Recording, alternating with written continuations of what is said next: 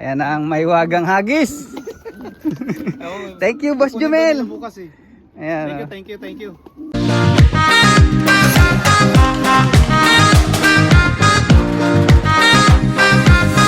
So yan mga kalapatids, nakita nyo na naman yung pagmumukha ko yan. For today's video mga lodi, yan. Naalala nyo yung gift bird natin? Ayan, pinapakain ko lang. At dahil pipick upin na siya at ire-ready na natin tong mahiwagang hagis mga lodi. At kukuhanin na ang gift bird. Yan, lagyan lang natin naman yung pagkain nila para naman bukas sa bago nilang amo meron pa rin laman nila, may lakas pa rin sila. Pinakain ko na.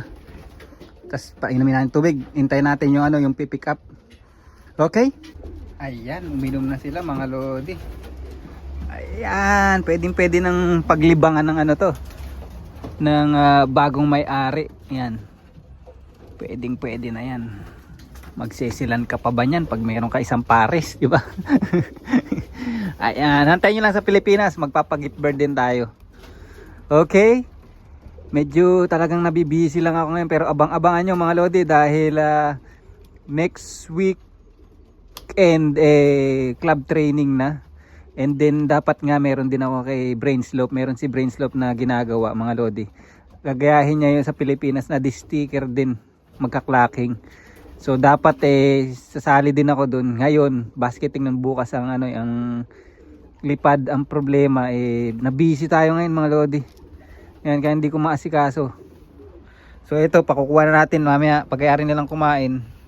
Butasan lang natin tong tong hagis at lalagay na natin sila sa mahiwagang hagis. Ay. So dun sa tropa pa lang kukuha ng gift bird na to, kung gusto talaga maglaro later on, tama yung breeding season ngayon mga lodi, by kalagitnaan ng July. Pag magpares na to, mag-itlog sila ng August, mapisa ng August yung magiging inakay na itong dalawa, pwede kayong umorder ng ring. Kasi ang ring dito sa New Zealand once a year lang nilalabas, August, tapos yung ring na yon ililipad mo pa next year sa young bird season or old bird season. So dalawang season lang dito. Young bird season nag-i-start ng mga around March, yan. Tapos yung old bird season July or July, August, tama ba ako? July, yan, July mga lodi, nag-i-start na yung old bird season hanggang December na yun. So dalawang season lang a year. And then yun nga, mayroon tayong tropa kasi yung kukuha yata nito tiga South Auckland siya. So boundary kasi, so sakop kayo ng South Auckland. Meron na tropa doon na mga Pilipino doon sa South Auckland Club na nakausap ko na. So meron nga silang clock, pwede nyong hulug-hulugan. So kayo na lang makipag-usap kasi nakausap ko na sila. Yung club nila bumibili ng clock. Tapos ngayon sa mga new guys o newbie na mag-i-start sa club nila, ibibigay yung clock na yun, pwede mong hulug-hulugan lang para hindi masakit sa bulsa. So yun. At good luck na lang sa sana magustuhan mo. Marang dumami tayong mga nagkakalapati dito sa New Zealand. Talunin natin yung mga matatanda. Yan, sa kalibangan lang, wala namang masyadong kuan. Kung gusto mo talaga ma-stress yan, pwede. Kung ayaw mo dalawa lang naman yan Sabi ko nga doon sa nakaraang vlog ko, gusto mong pampawala ng stress o gusto mo ma-stress, yan, mag-ibon ka. Dalawa lang kapupuntahan mo. So yun, thank you ulit. Hintayin natin yung kukuha nito, para tapos yung kukuha nito siya ida-drop off niya doon. Yan, hintayin natin si Boss Jomel. Okay? Ayun ito na yung pipick up Grabe galing pang trabaho. Pasok tayo, pasok. Nakarang sasakyan ko dun Ay! Nakarang ba? Kape.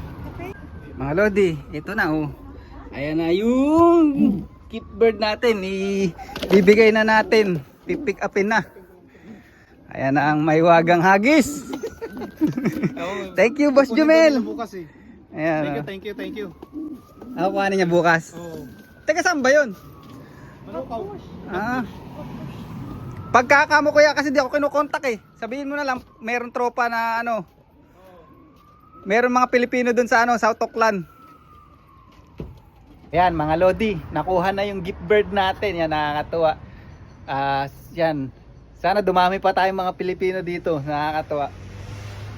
Ngayon pa lang ang dami na mapasa. Auckland, Christchurch, Wellington meron din. Ano pa ba? Not sure lang bandang Upper South Island sa Pangaray wala rin ano, meron din mga taga Pangaray diyan na nanonood, meron din club doon.